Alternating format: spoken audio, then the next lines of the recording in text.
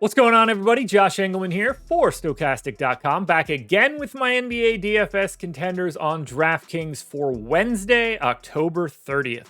Now be sure to hit that like button, subscribe to the channel, hit the notification bell so you know when everything goes live, and follow me on Twitter at Josh Engleman. I post updates late in the afternoon, call it 4:30, 5 o'clock, somewhere in that range. If you want the updates on DraftKings, you gotta follow me on Twitter.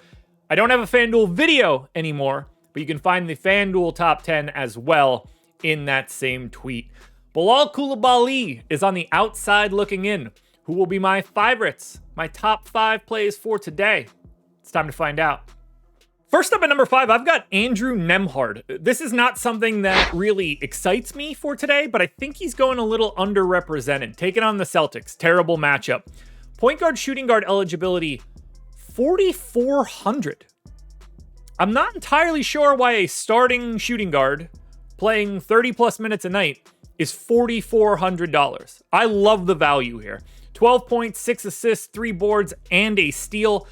I definitely don't like the matchup for sure. But if this one's competitive, I think you're getting at least 30 minutes out of Nembhard, upwards of 32. He's going to have a tough time, like, no matter what matchup he has, whether it's Derek White or Drew Holiday, neither of those are advantageous. But he's like $600 cheaper than he should be. He's a guy I want to go to value, and he's not all that owned currently in our ownership projections. Makes him the perfect GPP play. Slightly different play here. Anthony Davis in at number 4. Very difficult matchup. Taking on Cleveland. This is probably defensively the best 3-4-5 in the league between Dean Wade, Evan Mobley, Jared Allen. They're all plus defenders. Mobley, obviously, plus. So tough sledding for AD. This is a matchup that's going to look a little bit different than the Phoenix Suns did, but it's still AD, and we're seeing him be used differently under JJ, and he's blossoming for it. Center eligible, 10,200, projected for 27 points, 13 rebounds, 3 assists, and 3 stocks. He's absolutely filling up the stat sheet. The only downside is the matchup. If you think that Anthony Davis can trump that matchup, you should feel really good about it. I think that he can. Another pay-up option here is going to be Trae Young. And we just saw this matchup. Atlanta's taking on Washington once again. This Washington team is going to be without Kyle Kuzma this time. So an absolutely awful team is even more awful. Exciting to see. No Dyson Daniels. No Bogdan Bogdanovic. I understand what I'm about to say here. No DeJounte Murray. You need to think about that, because Trae Young's usage, to the moon right now. 28 points, 11 assists, 3.5 boards, and a stock and a half. There's nobody left for Atlanta. It's him and it's Jalen Johnson, and not a single other talented offensive player to be found. They don't exist. So Trae Young is going to do it all. And when you can do it all against the worst team in the league, that is a spot that I want to be. Trae Young can hang a monster number here.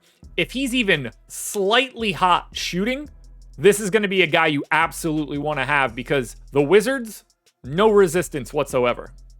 He was chalky yesterday, and he smashed.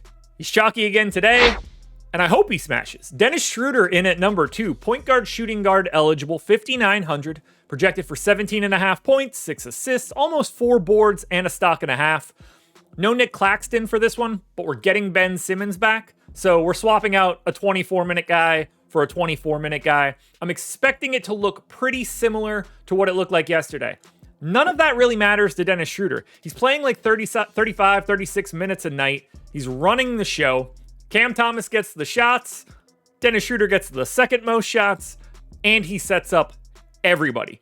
Nobody else approximates that skill set for the Brooklyn Nets. And they're taking on a Memphis team that maybe without Ja Morant.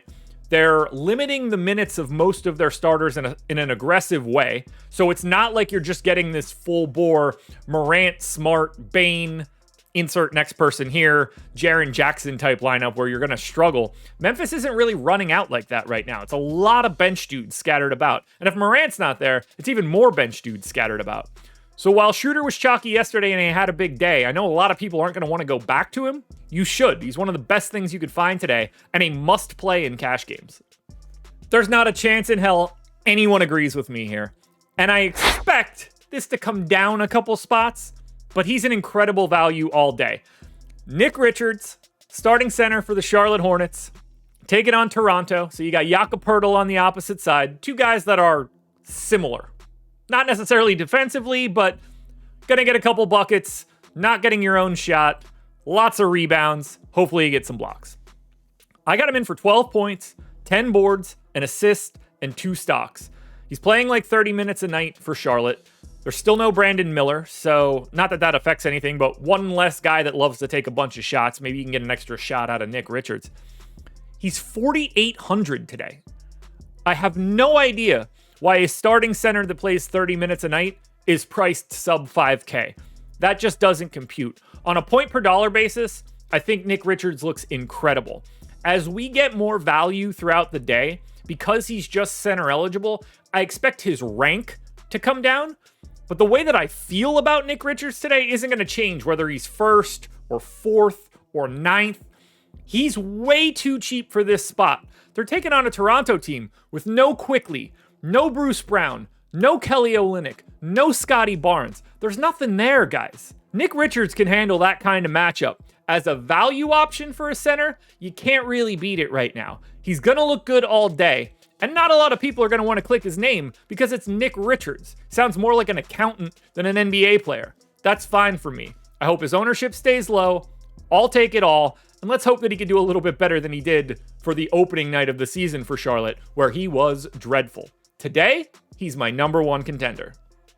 Alrighty, folks, that will do it. Those are my NBA DFS contenders on DraftKings for Wednesday, October 30th. There is not a FanDuel version out there somewhere, so don't check it out. Go to my Twitter and find my top 10 plays on FanDuel.